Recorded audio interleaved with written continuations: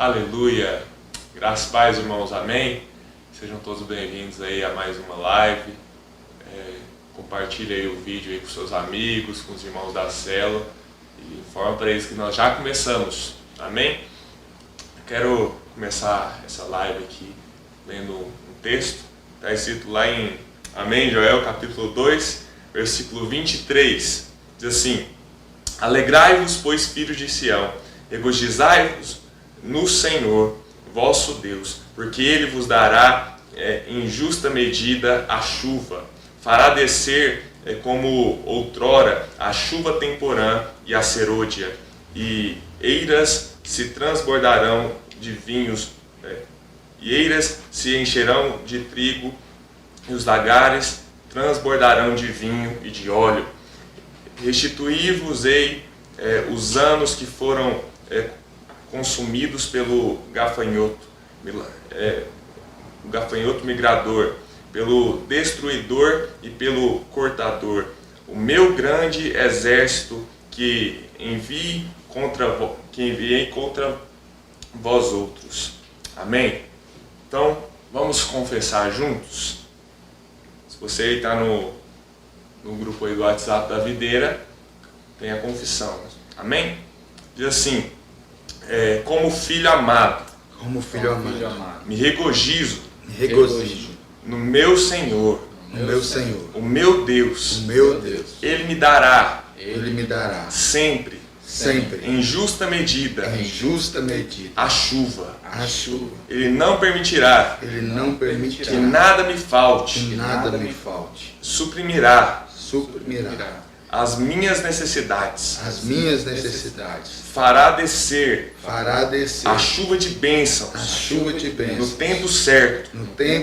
E o meu Deus me dará a resposta. E no tempo certo me socorrerá. Terei sempre em abundância o favor de Deus. Tudo que tocar nas minhas mãos irá prosperar. Deus repreenderá o gafanhoto migrador e restituirá tudo que me foi roubado. A bondade de Deus me fará sobressair no meio das dificuldades. O Senhor enviará o seu exército para lutar por mim, pois eu sou mais do que vencedor por meio de Cristo, que me ama. Aleluia. Você pode declarar que você é um vencedor aí onde você está? Aleluia. Amém, irmãos, a graça e a paz do Senhor Jesus, amém? Aleluia. Se você está reunido com a sua célula agora, declare uma palavra de bênção na vida dos irmãos. Você está com a sua família, em nome de Jesus Cristo, que vocês sejam abençoados, sua casa seja bendita, a paz do Senhor seja nessa casa. Declare uma palavra de bênção na sua família, amém? Estamos chegando ao final da segunda semana do nosso jejum, estamos nos aproximando do final de semana. E 21 dias de jejum para nós termos revelação que estamos debaixo das asas do Senhor. Aleluia. Esses dias nós estamos alimentando a nossa fé com a palavra, crendo com o coração e confessando a palavra com os nossos lábios, apropriando de tudo aquilo que o Senhor tem para nós. Então eu quero desafiar você a permanecer firme nesse jejum, no compartilhamento da palavra. Se você não tem acompanhado as lives, acompanhe para você ser alimentado, e também na confissão da palavra. E também nesses dias é um tempo de você declarar o Evangelho da Graça, proclamar o Evangelho da Graça, e essa é uma oportunidade. Então mande um link da nossa live para todas as pessoas, da sua família, dos seus amigos, seus contatos. Prolifera essa palavra, esse Evangelho através dessa live em nome de Jesus Cristo. Amém?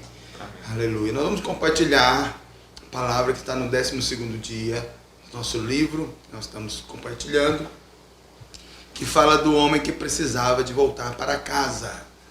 Aleluia. Vamos entender isso e vamos entender que o Senhor está falando conosco, na verdade. Lá em Lucas capítulo 8, verso 22, o Senhor Jesus chama os seus discípulos e ele diz algo para os discípulos: vamos passar para o outro lado do mar da Galileia. Jesus estava numa cidade chamada Cafarnaum e ele liberou uma palavra: nós vamos para o outro lado da cidade, do mar. E entrou no barco com seus discípulos, então ele navegou até o outro lado do lago. As palavras do Senhor, nós percebemos que ele tinha uma direção clara: nós vamos para o outro lado. Eles estavam indo para a terra dos Gadarenos, ou de Gadara, ou dos Gerazenos. Então o Senhor tinha um alvo específico, ele tinha um objetivo. O Senhor não andou aqui fazendo coisas a seu bel prazer. Tudo que ele fazia era guiado pelo Espírito de Deus. O Pai falava, o Espírito Santo ministrava ao coração do Senhor Jesus. Então o Senhor Jesus, ele era governado pelo Pai, ele fazia o que o Pai mandava. Então ele disse uma palavra bem clara: vamos passar para o outro lado. E então eles entraram no barco. Quando eles estavam no meio do mar, que na verdade não era um mar, era um lago, veio uma tempestade. Eles estavam no meio do barco, não era um barquinho qualquer, né? Porque estava Jesus, mais os discípulos, mais 12 discípulos, 13 homens dentro do barco. Era um barco médio, pelo menos. E veio uma tempestade, ventos e o mar agitado, as águas agitadas. E então os discípulos de Jesus, eles desesperaram, ficaram com medo por causa da tempestade. Levantaram a cabeça, viram as circunstâncias, sentiram o vento, sentiram as águas mexendo, ouviram o barulho das águas, sentiram o balançar do barco, olharam para as coisas naturais, se preocuparam, entraram em medo e em desespero, tormenta, ficaram atormentados. Então algum dos discípulos foi lá e acordou o Senhor. E o interessante, a primeira coisa que nós temos que aprender é que o Senhor, ele liberou uma palavra. O Senhor Jesus, ele era plenamente homem, completamente homem, mas ele é Deus. Ele é Deus que se fez homem. Então ele sabia disso, ele tinha plena revelação de quem ele era, e quem habitava nele, quem ele era aqui nessa terra. Ele estava vivendo como homem, abriu mão da glória, mas ele ainda é Deus, vivendo plenamente como homem. E quando ele libera uma palavra: vamos passar para o outro lado, não é qualquer palavra, é a palavra de um homem que crê, que acredita completamente no Pai. Então essa palavra é uma palavra de autoridade. Então se a palavra foi liberada, ela vai cumprir, porque a própria palavra diz que ela se cumprirá. A palavra de Deus vai se cumprir, não vai passar nem um tio sem que se cumpra, nem uma vírgula sem que se cumpra. Uma palavra de Deus liberada, ela vai se cumprir. E ela foi liberada na boca de alguém que cria, que acreditava. Essa é a questão. Muitas vezes nós liberamos palavra de Deus, até confessamos palavra de Deus, mas nós mesmos liberamos da boca para fora, sem crer naquilo que estamos confessando. E como que eu vou crer naquilo que eu confesso? Tendo uma convicção de quem eu sou em Cristo. Tendo uma convicção da minha identidade. Quando eu sei quem eu sou, o que eu libero é liberado com autoridade. O que eu falo, o que eu declaro, tem poder. Foi assim com Jesus. E a prova que ele acreditava nisso é que ele liberou a palavra e ele foi dormir. Ele foi para o barco e deitou e foi dormir, enquanto os outros estavam atormentados, com medo da tempestade, atormentados. Jesus estava dormindo e continuou dormindo. Então os discípulos, algum deles vai lá e acorda o Senhor dizendo: mestre, mestre, estamos perecendo. Eles já tinham uma certeza, os discípulos, eles não tinham convicção ainda de quem era Cristo. E quando você ainda não sabe quem é Cristo, você não sabe quem você é. Eles ainda não sabiam quem era o Senhor Jesus. Eles entendiam, mas ainda não conheciam com revelação quem era Cristo. Então eles olharam para si e pensaram: vamos morrer, estamos perecendo, estamos afundando, estamos morrendo. Despertando-se Jesus, repreendeu o vento e a fúria das águas, e tudo cessou, e veio a bonança. Aí o Senhor, então, ele fez mais uma coisa: ele também repreendeu a pequena fé dos discípulos. Até quando que eu vou ter que suportar essa pequena fé de vocês? E ele foi dormir. E os discípulos então se perguntaram uns para os outros: quem é esse que até o mar, até a tempestade ele acalma? Eles não sabiam ainda quem era Cristo. Então eu quero te ensinar um grande segredo aqui da vida cristã, um grande princípio. Se você souber quem é Cristo, você vai ter identidade de quem você é. Amém. Se você olha para você, você vai desesperar. Se você olha para a circunstância, você vai desesperar, você vai perecer. Mas se você olha para Cristo, você vai ter revelação de Cristo, e Cristo vai trazer revelação de quem você é. E a sua palavra começa a ganhar autoridade, poder sai da sua boca, as coisas acontecem. Amém. Aleluia.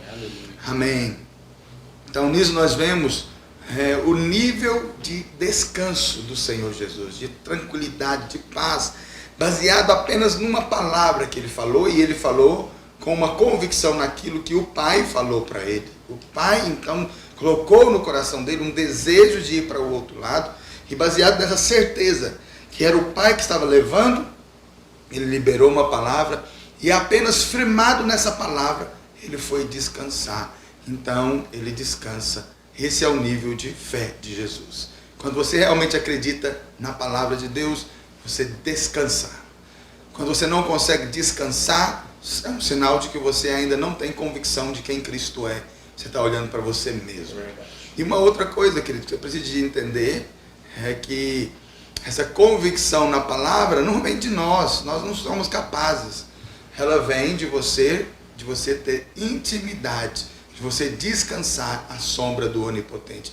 E um sinal de quem está na presença, na intimidade do Pai, é que você vai dormir em paz. A falta de sono, a perda das noites de sono, é um sinal de que você não tem paz no coração. A ansiedade, a preocupação, as angústias que abatem o coração, são sinais de falta de paz, é falta de descanso. Essa falta de descanso é uma falta de confiança na graça. Você não está chegando confiadamente e crendo na graça de Deus. Isso acontece porque você não tem olhado para Cristo, tem olhado para si mesmo. Amém. Então logo depois de eles desembarcarem dessa circunstância, eles desembarcaram na terra dos Gerazenos ou dos Gadarenos. As versões mudam, mas é a mesma terra, o mesmo local. E logo ao desembarcar veio ao encontro um homem possesso de demônios, um homem endemoniado. Ele não era apenas influenciado por demônios nos seus pensamentos, e também não era oprimido por demônios nos seus sentimentos, mas ele era possesso de demônios no seu corpo. Demônios moravam dentro daquele homem.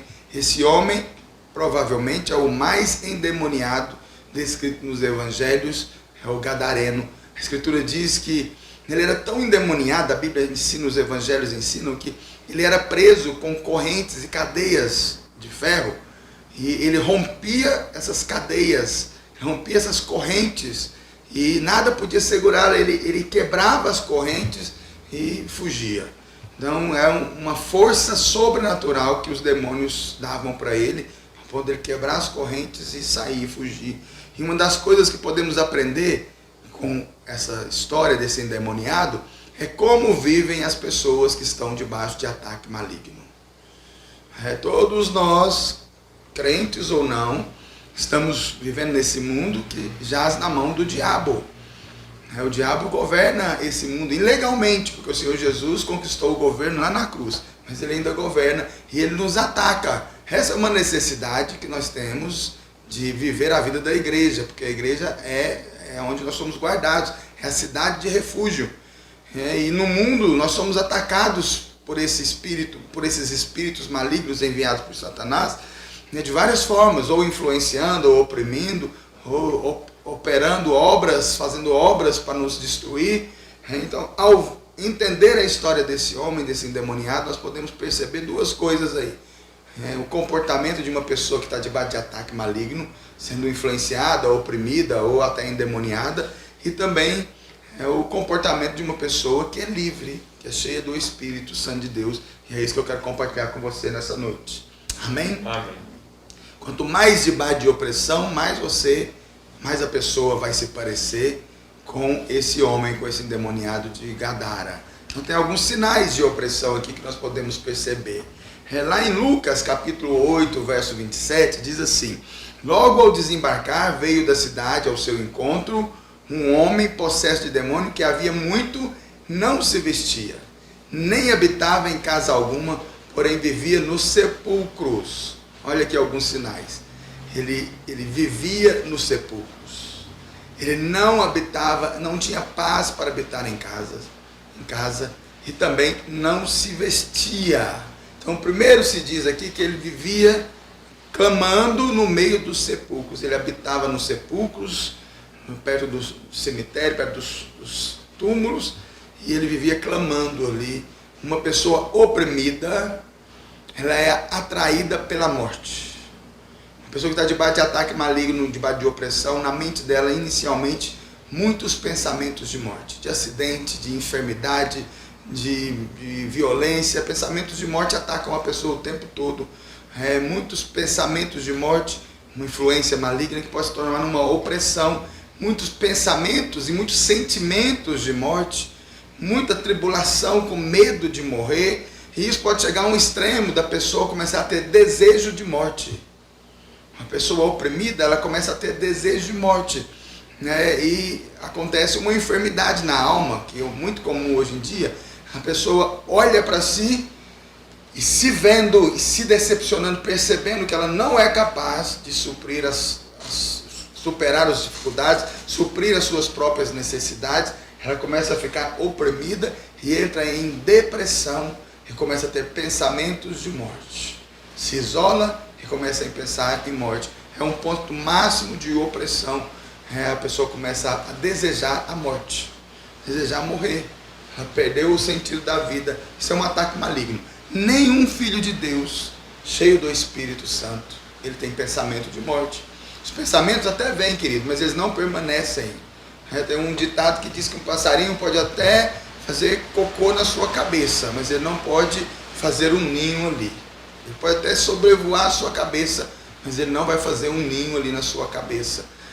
Então o diabo ele pode até trazer algum pensamento, mas eles não vão se firmar se você é cheio do Espírito Santo. Mas quando os pensamentos do diabo estão se firmando, isso é uma opressão, você está debaixo de ataque maligno.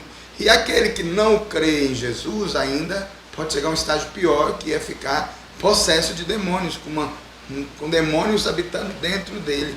Isso daí é um sinal, então, da opressão maligna. O outro sinal, Lucas capítulo 8, verso 29, diz: embora procurasse conservá-lo preso com cadeias e grilhões, tudo despedaçava e era impelido pelo demônio para o deserto. Então eles tentavam conservar aquele endemoniado preso, prendiam cadeias, correntes nas mãos, nos pés, grilhões, mas ele despedaçava tudo e o demônio impelia ele, uma força demoníaca impelia, dava uma força sobrenatural para quebrar as cadeias, e essa força impelia ele para o deserto, para ficar isolado, perto dos sepulcros, longe das pessoas. A segunda coisa, segundo sinal de alguém que está debaixo de ataque maligno, é que essa pessoa ela não tem paz em ficar na sua casa. O endemoniado de Gadara, ele não conseguia ficar na sua casa, ele não conseguia ter paz na sua casa, na sua família, com aqueles que o amavam. O que significa isso? Que uma pessoa oprimida, ela busca se isolar, ela tenta se isolar de todas as formas, busca o isolamento. E esse é um sinal, é um grande sinal de alguém que nasceu de novo, é que ele anseia a comunhão dos irmãos. O sinal de quem passou pela experiência do novo nascimento é um desejo, é um anseio pela comunhão dos irmãos. Ele sente prazer em cultuar, prazer em estar nas reuniões, nas células, nas comunhões. É um sinal de quem é cheio com o Espírito Santo. Um crente, ele pode até sofrer ataque maligno, mas o normal é que um crente tenha apenas um ataque de influência na sua mente, e que ele pode posicionar, abrindo a boca e confessando a palavra, e o diabo, confessando a palavra que está escrita, o diabo vai fugir de nós. Mas um sinal acontece quando o crente está começando a ficar sob ataque maligno. A tendência dele é se isolar, se afastar. Ele começa a fugir da comunhão dos irmãos, começa a faltar os cultos, começa a ter motivos justos para faltar a uma célula, a um culto, a uma comunhão, a uma reunião com os irmãos. Ele chega atrasado, ele chega depois daquele momento de comunhão do louvor, ele tem motivo de sair rápido, sair mais cedo. Todos motivos justos, motivos legítimos, mas que são sinais, evidências de ataque maligno. Ao contrário, um irmão que está cheio do Espírito Santo, nasceu de novo, está cheio do Espírito Santo, ele gosta de ficar junto com os irmãos, ele gosta de chegar antes e sair depois, de ter comunhão, de ficar junto. Amém? Então o diabo quer sempre produzir isolamento nas nossas vidas, e o Espírito Santo quer sempre nos levar a uma vida em comum, em comunhão. O próprio Senhor Jesus, ele não habita sozinho, ele é o Pai, o Filho e o Espírito Santo. Deus tem uma vida em comunidade, em comum. Aleluia. Diga amém. Amém. Diga aleluia. Aleluia. Então o diabo também impelia aquele homem para o deserto, porque ele estava impelindo aquele homem a ficar só. Glória a Deus. O Senhor disse lá em Lucas, capítulo 11, 24, que um espírito maligno, quando ele é expulso de alguém, ele sai do corpo de alguém, esse espírito imundo, ele vai para lugares áridos. Ele fica procurando paz, mas ele não tem paz. Ele anda por lugares de sequidão, por lugares desertos. Isto mostra que os demônios vivem em lugares de sequidão. Característica, então, de alguém que está debaixo de ataque maligno: ficar isolado, se sentir seco, ficar longe, fugir da comunhão dos irmãos. Mas alguém que anda no Espírito, a palavra de Deus diz lá em João capítulo 7, 38, que o Senhor, ele diz que nós que cremos nele, que somos cheios dele, temos de dentro de nós um espírito que flui como rios de águas vivas. O diabo, ataques malignos, demônios nos falam de sequidão. O Espírito Santo nos fala de rios de águas vivas. O Senhor diz lá em Salmo, capítulo 1, verso 3, que nós que cremos em Jesus somos uma árvore plantada junto a correntes de águas. E também a palavra do Senhor diz lá em Salmo 84, verso 6, que mesmo que nós passemos por um vale de um deserto, nós vamos transformar esse deserto num manancial de águas, regado por águas vivas. Aleluia! Essa é a característica de alguém cheio do Espírito Santo e de alguém que está sob ataque maligno. Mas aquele que está debaixo de maldição, a Bíblia diz que ele é como então um arbusto solitário no deserto. A opressão nos fala de solidão, de sequidão, de querer ficar isolado. Amém. A terceira característica desse homem que estava endemoniado é que ele se feria com pedra. Ele pegava alguma coisa importante e ficava se ferindo.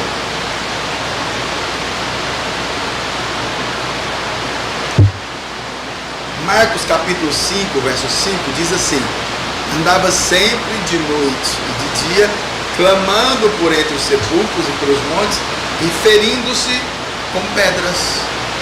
Ele andava pelos sepulcros, andava pelos lugares desertos, e ele se feria com pedras. É um sinal então de quem está debaixo de ataque maligno.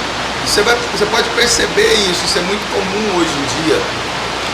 Os jovens, os adolescentes jovens, têm sido influenciados por uma influência maligna e feito pactos e feito brincadeiras, têm tido desejo de se ferir, têm se cortado.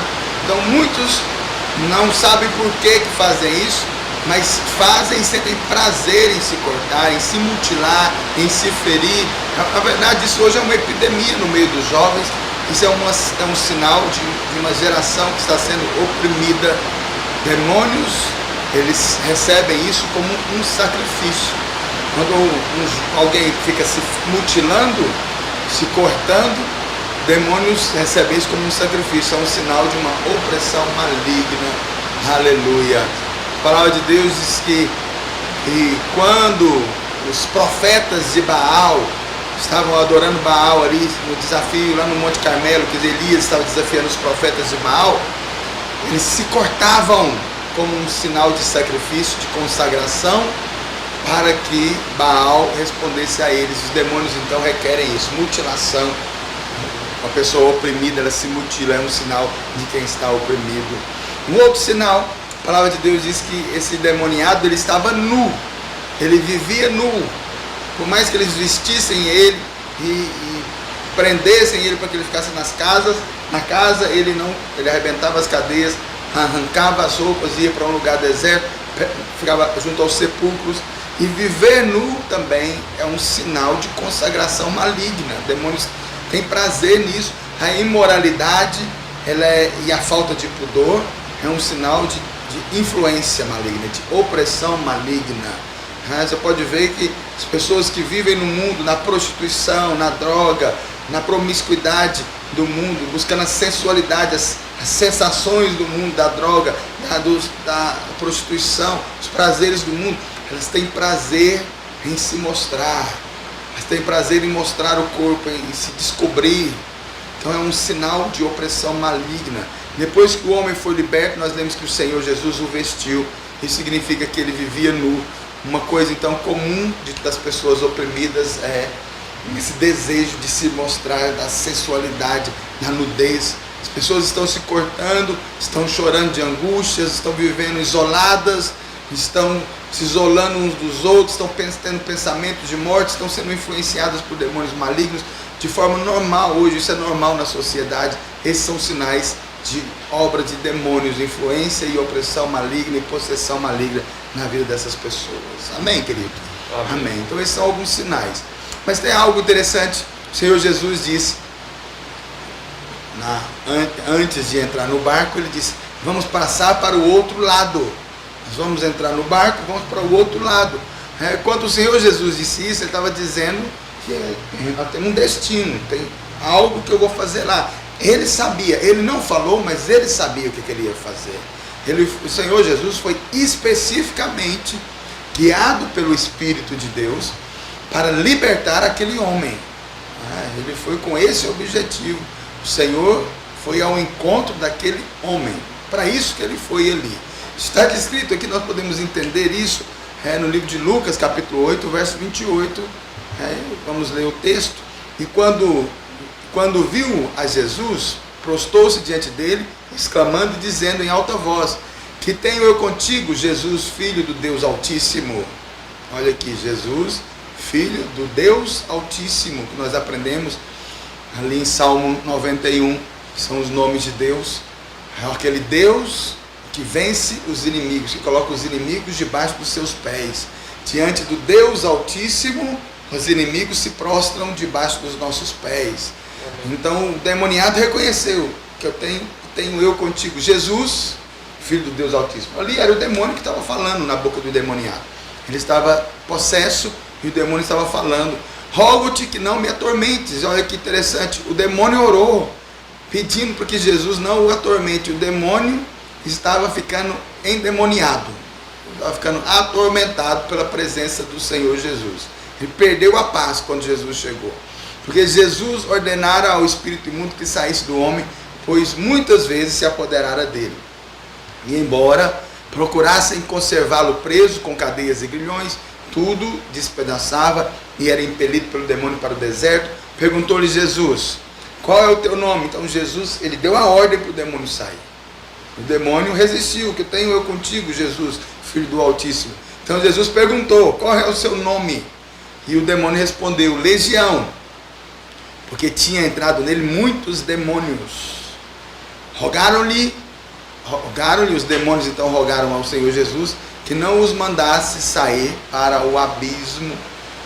Ora, andava ali pastando no monte uma grande manada de porcos. Rogaram-lhe que lhe permitisse entrar naqueles porcos. E Jesus permitiu. Tendo os demônios saído do homem, entraram nos porcos, e a manada precipitou-se despenhadeiro abaixo para dentro do lago e se afogou. Lucas capítulo 8, verso 28 ao 33 conta essa história. Então vamos entender, o Senhor Jesus aqui, ele cruzou o mar, vamos para o outro lado. Ele entrou no mar da Galileia, de Cafarnaum até Gadara, para encontrar com aquele demônio, com aquele endemoniado, e libertá-lo daqueles demônios. Porque ele apenas encontrou com aquele homem. Foi a única obra que o Senhor Jesus fez naquele lugar. expulsou o demônio daquele homem, libertou ele, o vestiu e depois entrou no barco e foi embora. Ele foi para fazer isso. Aquele homem era uma ovelha perdida. E o Senhor diz que ele veio atrás das ovelhas perdidas de Israel. Então nós podemos entender com isso, o Senhor Jesus veio primeiramente para os de Israel, as ovelhas perdidas de Israel. Certa ocasião, uma mulher chega para Jesus e pede que ele liberte a sua filha. Então o Senhor Jesus diz que o pão é para os filhos. Ele não pode pegar o pão dos filhos e dar para os cachorros. A mulher então, com fé, ela diz, mas até os cachorrinhos comem das migalhas que caem na mesa do pão dos filhos, e então as migalhas são suficientes para nós. Então Jesus veio para os filhos, e os filhos naquele momento, naquela dispensação, eram os judeus. Ele veio para a ovelha perdida, para o filho pródigo, que eram os judeus. Mas os judeus não o quiseram, rejeitaram, então ele mandou nos convidar também. Amém? Aquele homem, naquele momento da palavra ali, ele era então um judeu. Podemos entender isso. Depois da libertação do homem, os moradores da cidade chegaram até Jesus, pediram para ele ir embora. E Jesus entrou no barco e foi embora. Ele fez só uma coisa, ele resgatou essa ovelha perdida de Israel. O Senhor só fez isso. Foi a única obra maravilhosa, grandiosa, mas foi a única obra que ele fez naquele dia. Então, aos nossos olhos, se nós olharmos, sendo sinceros, como também aos olhos daqueles homens naquele momento, naquela época, e olhando com os nossos olhos, nós vamos chegar a uma conclusão. Esse endemoniado não merecia. Ele era um endemoniado. E, presta atenção, demônios, eles vêm por causa do pecado. Seja por ele ou por causa dos antepassados, maldições hereditárias, ou por causa de pecados dele. Os demônios encontraram lugar e entraram na vida dele, e então oprimiram, e de uma forma tão grande que era uma legião de demônios, governaram a vida desse homem e prenderam ele nos sepulcros ali, na miséria, na morte. Aos olhos das pessoas da cidade, as pessoas normais, que até se imaginam pouco pecadores, porque ao olhar por aquele endemoniado, talvez você dissesse, não, eu estou bem, esse endemoniado pecou muito, eu erro sim, mas Deus entende, porque eu erro pouco. Mas se eu errasse do tanto desse endemoniado, esse daí erra muito, esse daí pisa muito na bola. Mas se você errasse, talvez, como esse endemoniado, você ia ficar até indignado, mas Jesus veio para ele. Jesus deveria ter vindo para mim, que sou uma boa pessoa, faço boas ações, vivo uma vida justa, sou um bom cidadão, faço boas obras, pratico caridade. Pois é, mas Jesus veio para os pecadores. Ele, nesse dia, nessa tarde, Jesus veio para o pior de todos, o mais endemoniado, o que menos merecia. Isso nos fala da graça de Deus. Jesus não vem até nós pelo nosso merecimento, ele vem até nós pela nossa fé. A palavra de Deus diz que esse homem vivia nos sepulcros, ele vivia preso em cadeias, ele rebentava e ia para os sepulcros, ficava no deserto, arrancava a roupa e ficava ali no deserto, perto dos sepulcros, clamando. A palavra diz que ele chorava e clamava, e nesse clamor o Pai ouviu e enviou Jesus até ele. Se nós clamarmos ao Senhor, o Senhor vai então enviar o Filho para nós. Isso aconteceu há 2000 anos atrás. Nós nem existimos, mas o Senhor já conhecia o clamor que viria do nosso coração e Ele enviou Jesus. Portanto, hoje, filho, você e eu temos ao Senhor. Se nós clamarmos a Ele, todo aquele que invocar o seu nome será salvo. Basta clamar pelo Senhor, Ele virá até nós. Mas eu não mereço, Senhor. É isso mesmo, Ele veio para quem não merece. Ele veio para as ovelhas perdidas, para os pecadores. Clamarmos, Ele vem até nós. Jesus, Ele estava então com um objetivo específico. Ele foi lá para manifestar graça na vida desse homem pecador que estava cheio de demônios. E esse homem clamou e ele recebeu salvação. foi liberto, foi restaurado, foi abençoado. Aleluia. Mas aconteceu algo no barco. Se você acompanhar a leitura, você vai ver que quando Jesus disse, vamos para o outro lado, ele entrou no barco, aconteceu uma tempestade.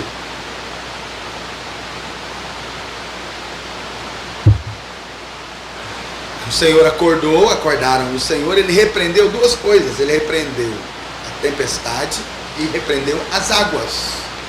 Se você ler um pouco a palavra de Deus, você vai saber que espíritos malignos atuam nos ares e nos mares, nas águas. Águas paradas são moradas de demônio, é o que a Bíblia diz. A Bíblia nos ensina isso, que aves do céu são símbolos de demônio. Existe um demônio chamado potestade dos ares, que atua nos ares. Ele estava ali atacando Jesus agora, por isso que Jesus levantou. Ele não fez nenhuma oração ao Pai, ele deu uma ordem aos demônios que atuam na potestade dos ares, que atuam nos ares, e eles se acalmaram. Ele deu uma ordem para os demônios que atuam nos mares, e eles se acalmaram. Então, o que estava acontecendo ali era um ataque maligno. Demônios estavam tentando impedir Jesus de cumprir o propósito dele. Existem demônios que estão atuando em todo o tempo, tentando impedir o agir de Deus na nossa vida. O diabo sabe de alguma forma.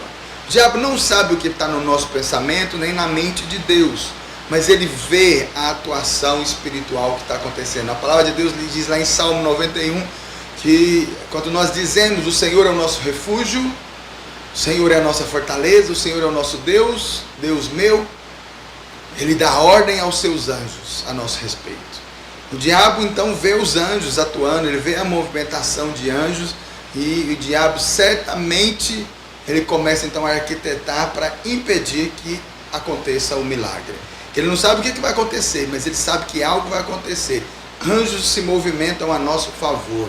Então ele se levanta com tempestades na nossa vida para nos impedir de receber a bênção de Deus.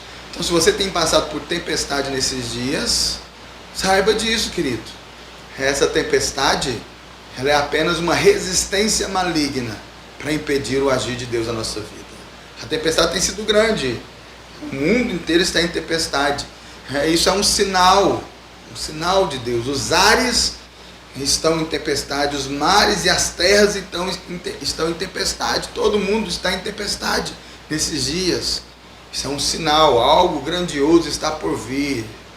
Que o Senhor derrama a sua graça sobre nós, porque nós não merecemos. Nós somos como esse endemoniado, nós não somos dignos, não merecemos. Mas nós nos colocamos diante dele e clamamos por ele. Senhor, pela graça nos alcança. Amém. Porque há uma grande tempestade, porque tem uma grande movimentação espiritual acontecendo. E os demônios estão se levantando para nos resistir e tirar você da sua posição. Mas não se preocupe, o Senhor, ele já nos deu a vitória. Levante-se e confesse a palavra, dê a ordem. O mar vai se aquietar, a tempestade vai passar e a bonança vai chegar, a bênção vai chegar até a sua vida. Aleluia. É assim que acontece. O Senhor perguntou também no confronto que ele teve com aquele endemoniado, com aquele demônio, né? Aqueles demônios que estavam no endemoniado. Quando ele chegou lá, pisou em terra, ele teve um confronto nos ares, dos mares, e quando ele pisou em terra, o endemoniado veio até o Senhor confrontá-lo. Então, nesse confronto, o Senhor ordenou que ele saísse e o demônio clamou: tem misericórdia. O demônio rogou ao Senhor. Então, o Senhor perguntou: qual é o seu nome? E ele disse que era Legião. E aí tem uma explicação. O Senhor já deve... Muitas vezes o Senhor chegou até a pessoa, ele aproximou e o demônio já saiu. Mas nesse caso o demônio resistiu, porque não era um demônio. Era uma legião de demônios. E uma legião era uma unidade do exército, uma parte do exército romano, formada por 6.000 soldados. Então haviam 6.000 demônios dentro daquele homem. Ele estava endemoniado com 6.000 demônios, por isso que ele era tão endemoniado e fazia coisas tão terríveis. O Senhor disse que ele veio para salvar a ovelha perdida da casa de Israel, e naquele momento então ele dá a ordem e liberta esse endemoniado. Mas tem alguma coisa também que nós temos que aprender com esse endemoniado. Ele era judeu e ele estava numa cidade, que era uma cidade onde havia criação de porcos. E um judeu, ele não come carne de porco, e ele também não cria porco. Não é o normal de um judeu, ele nem toca num porco. Para um judeu, porco é um animal imundo. E na tradição religiosa judaica, da lei dos judeus, nos rituais judaicos, eles não podem tocar em nada imundo, e o porco é um animal imundo. Então o que levava esses judeus estarem ali criando demônios numa cidade onde criava porcos? Esses judeus estarem ali numa cidade que criava porcos, que era um animal imundo. Isso tem um significado para nós. Essa cidade era uma das cidades romanas que havia em Israel. Haviam 10 cidades romanas. As Decápolis eram cidades romanas onde os soldados romanos ficavam alojados ali. E ali tinha criação de porcos, porque os judeus não comiam, mas os romanos comiam porcos. E os judeus então criavam porcos para alimentar os seus inimigos. Eles se afastavam do Senhor, desobedeciam o Senhor e davam alimento para o inimigo. Isso nos fala de uma vida de um filho de Deus que decide viver, decide pecar, decide ir praticar o pecado. Ele decide então se afastar da presença do Senhor e alimentar o inimigo. Quando um crente que nasceu de novo desvia, ele desvia saindo da presença do Senhor e começa a alimentar demônios com as suas atitudes. Está dando comida para o inimigo. Amém, irmãos? Amém. Aleluia. Agora vamos ver os sinais de um homem livre. Lá na palavra, em Lucas capítulo 8, verso 34 em diante, diz assim: os porqueiros, vendo o que acontecera, fugiram e foram anunciá-lo na cidade e pelos campos. Vendo o que aconteceu, o homem foi liberto, os demônios saíram do homem e entraram nos porcos. A palavra de Deus nos ensina que tinha 3.000 porcos, eram 6.000 demônios, entrou pelo menos 2 demônios em cada porco. Então esses demônios, esses porcos endemoniados se lançaram no abismo e morreram no mar.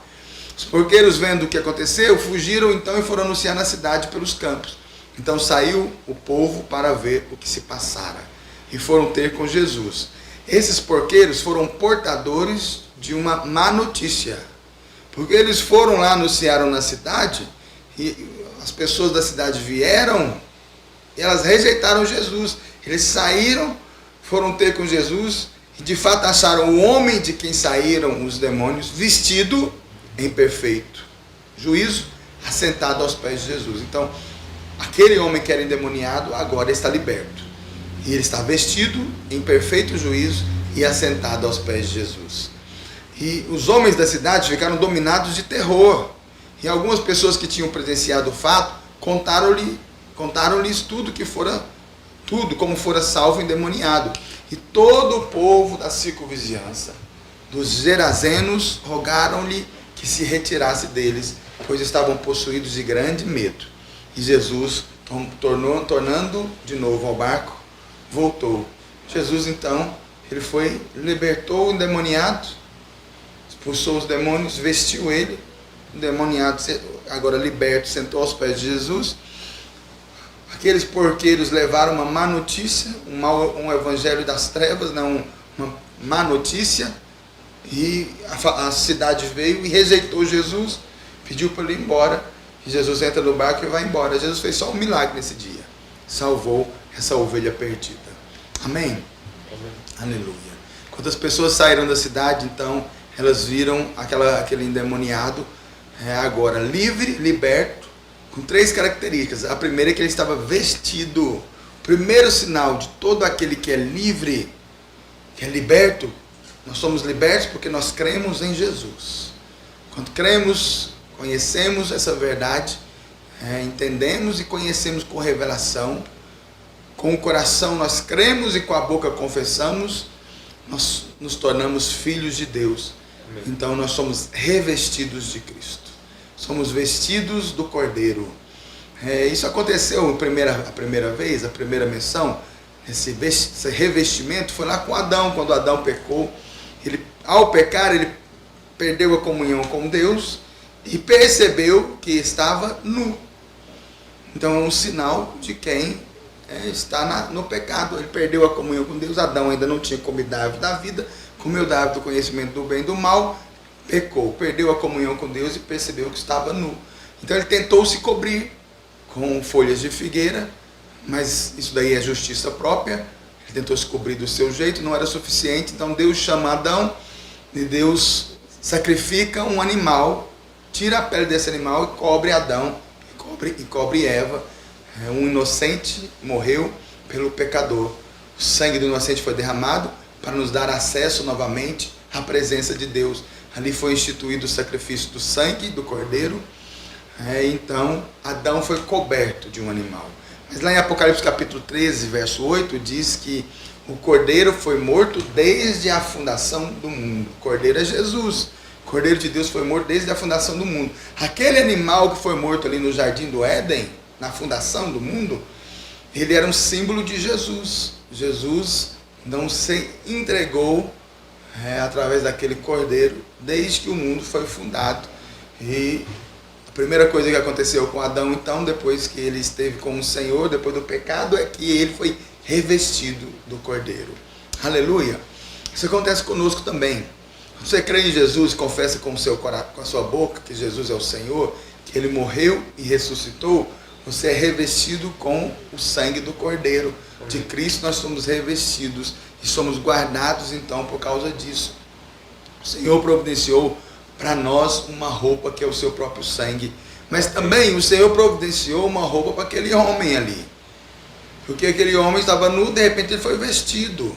O Senhor Jesus levou no barco uma roupa. Talvez ele levou uma roupa ali embrulhada, que ele já estava até deitado em cima dessa roupa para vestir aquela ovelha perdida, mas talvez ele praticou uma coisa que ele ensinou. O Senhor Jesus ensinou que se alguém te pedir a capa, você dê também a túnica. E ele ensinava, mas também praticava. Jesus ensinava na prática. Talvez ele pegou a própria capa e a própria túnica e colocou sobre aquele homem ali, vestiu aquele homem. Então nós estamos vestidos de Cristo diante de Deus. Por causa disso nós temos livre acesso à presença de Deus. Diga aleluia. Aleluia. Então o segundo sinal de alguém que passou pela experiência do novo nascimento e foi liberto é que ele encontra em perfeito juízo. O homem sem Deus não tem uma mente lúcida, ele é confuso. E acontece algo interessante. Antes do novo nascimento a mente é confusa. Mas quando a pessoa também ela decide se afastar da presença de Deus, ele se torna uma ovelha perdida, a mente dele também fica confusa. Uma pessoa desviada, ela faz coisas com a mente dele que chegam ao ponto de ser ridículas, coisas que fogem à lucidez, fogem ao normal. Eles cometem pecados absurdos e se tornam insensatos e fazem coisas que são ridículas, perto de um senso comum para todas as pessoas.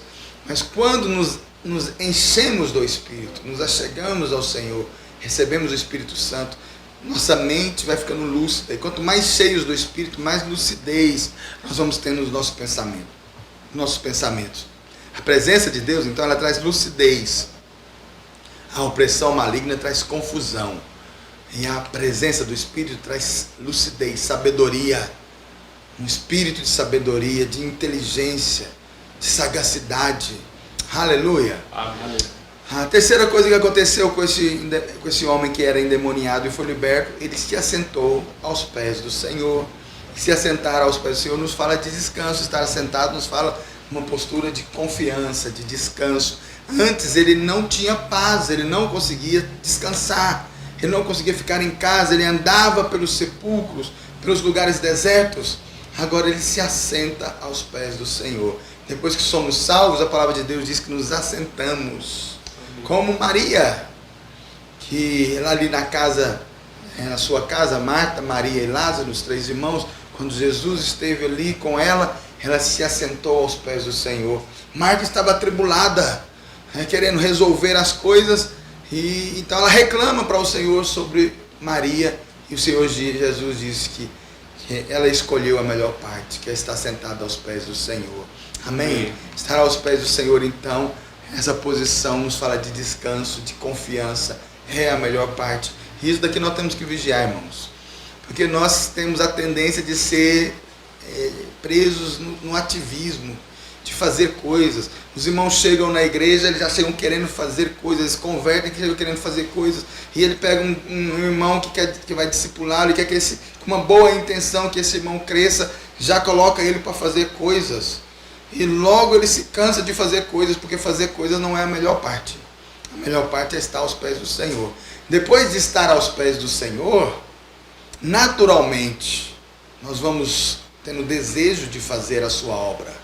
Quando nós conhecemos ao Senhor, o Senhor gera em nós o desejo de fazer a sua obra. Então nós temos que parar com esse ativismo de querer fazer coisas, de colocar os irmãos para fazer coisas, porque nós fomos chamados para gerar discípulos para Cristo. E nós geramos discípulos para Cristo, ensinando eles a sentar aos pés do Senhor. Amém. Quando nós colocamos os discípulos para fazer coisas, e aí, às vezes até, não, mas eu estou colocando ele no discipulado, colocando ele na célula. Colocar no discipulado passou a ser fazer uma coisa também. Não pode ser assim. Tem que ser sentar aos pés do Senhor. O fazer vai ser um fruto. É um resultado. As nossas obras são obras de fé. Elas são resultado do nosso relacionamento com o Senhor. Amém? Aleluia. Aconteceu então algo. Essas são as características, de alguém que é cheio com o Espírito Santo, que nasceu de novo. Mas a última característica que aconteceu com esse homem, que eu quero citar para vocês, é que ele clama ao Senhor Jesus para seguir o Senhor. O homem de quem tinham saído os demônios rogou-lhe que deixasse estar com ele. O homem clamou ao Senhor Jesus: me deixa ir com o Senhor, me deixa te seguir e fazer a sua obra. Jesus, porém, o despediu dizendo: volta para casa e conta aos teus tudo o que Deus fez por ti. Ao estar aos pés do Senhor, então eu quero fazer a sua obra, deixa eu ir com o Senhor. E Jesus fala para ele: vai para casa, leva esse descanso para sua casa, leva essa paz para sua casa. Como que eu vou levar esse descanso para minha casa? Conta tudo que o Senhor, o Pai, o Deus Altíssimo fez por você. Vai lá e testemunha de Cristo. Aqueles, pois, que o venceram pelo sangue do Cordeiro e pelo testemunho que deram de Cristo. Então, quando você começa a testemunhar de Cristo, você está descansando. E o Senhor está operando através da sua vida. Então, foi ele anunciando por toda a cidade todas as coisas que Jesus tinha feito. Os porqueiros anunciaram na cidade, a cidade foi e expulsou Jesus. Agora, esse homem liberto, ele sai contando as boas novas. Ele se assenta aos pés do Senhor.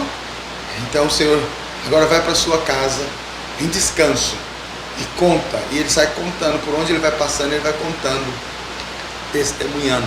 Então, em primeiro lugar, nós precisamos entender que o Senhor quer primeiramente, querido, que você entre em descanso. E que na sua casa seja perceptível essa paz que excede todo o entendimento. Quando você tem um encontro com Jesus, as primeiras pessoas que tem que perceber são os da sua casa. Aconteceu algo com você. O que aconteceu? Aconteceu que você teve um encontro com Jesus. Então você vai testemunhar. Então o primeiro lugar que nós devemos testemunhar é a nossa casa. Para todos aqueles que são da nossa casa, nossa família, nossos amigos, aqueles que são próximos. Se você não fez isso, eu quero desafiar a fazer nesses dias. Conte para sua casa quem agora você é em Cristo. Você é filho amado, você é filho de Deus, você é justiça de Deus em Cristo. Amém. E também, querido, testemunhe para aquelas pessoas que você ama isso.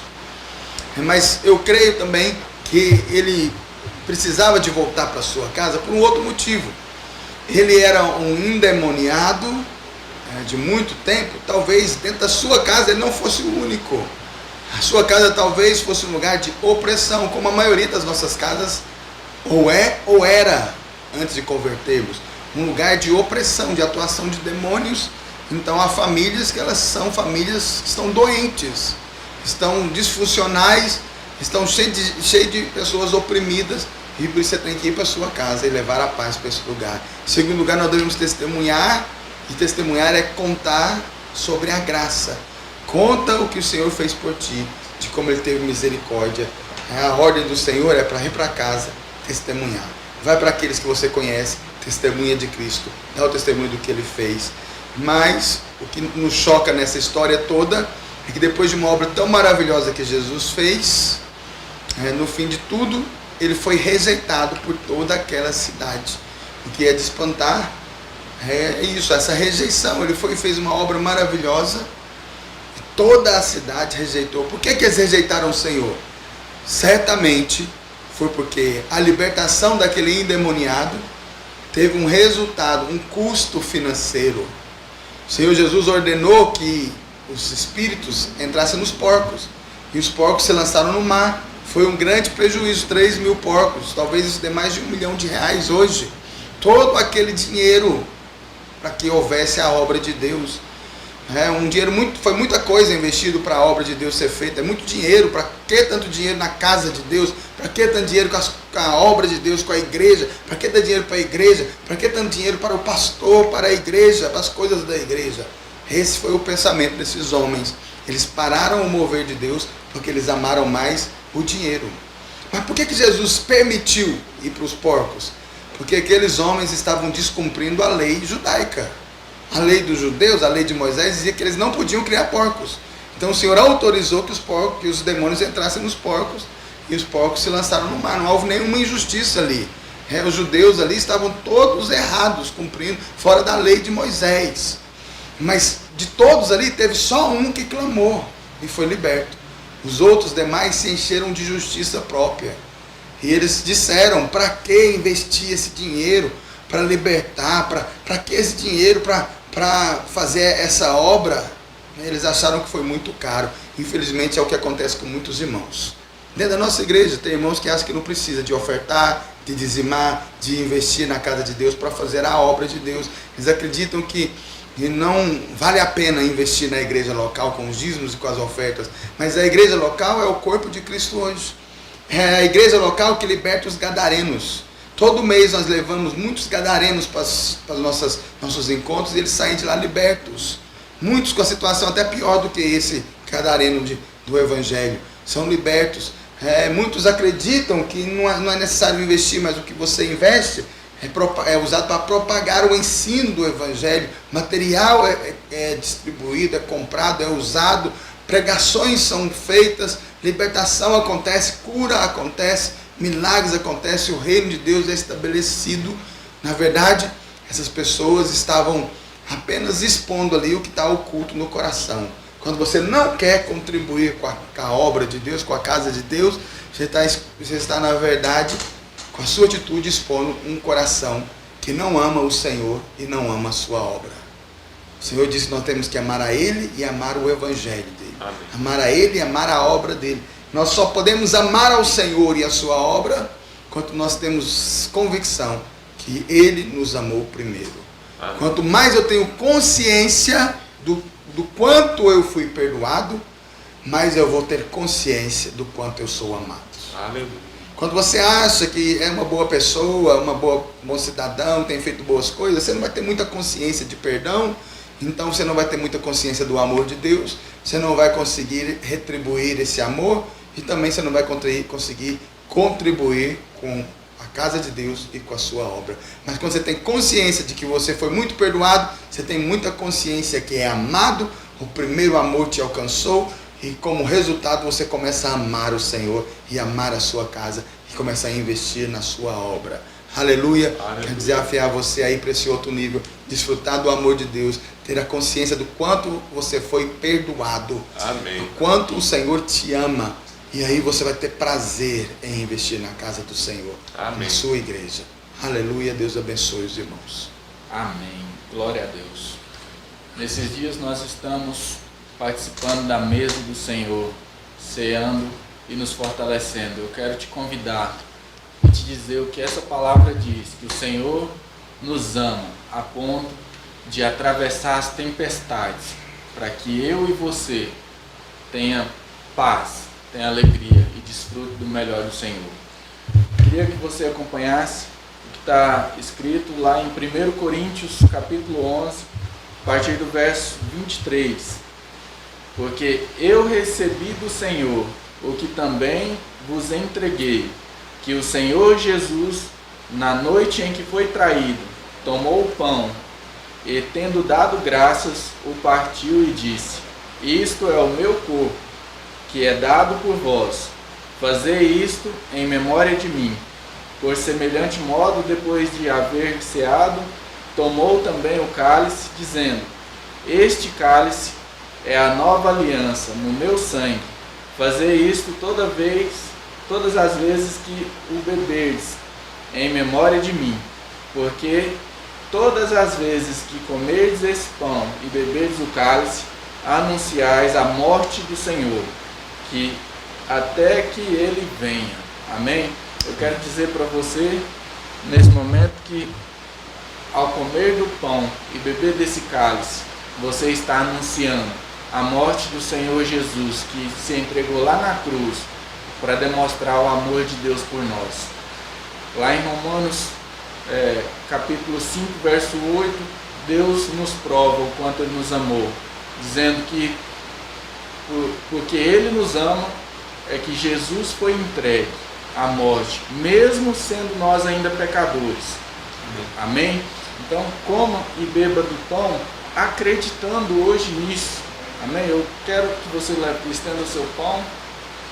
Vamos declarar isso. Fala: eu creio que este pão é o corpo de Cristo, entregue na cruz, para que eu fosse abençoado. Ele se fez maldito, para que eu desfrutasse das bênçãos. Ele se fez nu, foi entregue na cruz nu, para que eu pudesse ser revestido de Cristo. E ele se fez enfermo, para que eu pudesse ser sarado. Erga o seu cálice. O Senhor nos diz que este é o sangue da nova aliança. Eu quero que você declare isso.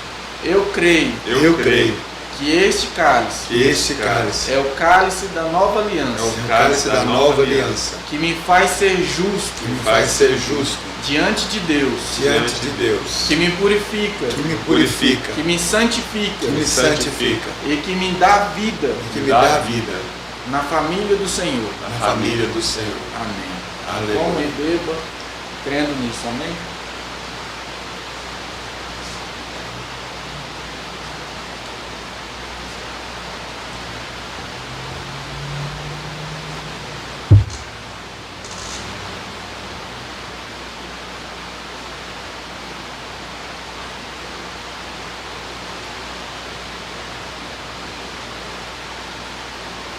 Amém, irmãos. Glória a Deus. Compartilhei a sua ceia crendo nisso, que você foi revestido de Cristo pelo sangue do Cordeiro.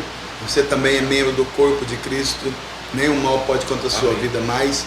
Você cada dia tenha mais e mais consciência do quanto você foi perdoado, do quanto você é amado. Amém. E o amor de Deus vai ser brotado no seu coração. Esse amor vai ser gerado cada dia mais. Se apegue a Ele com amor e Ele te guarda, em nome de Jesus. Amém.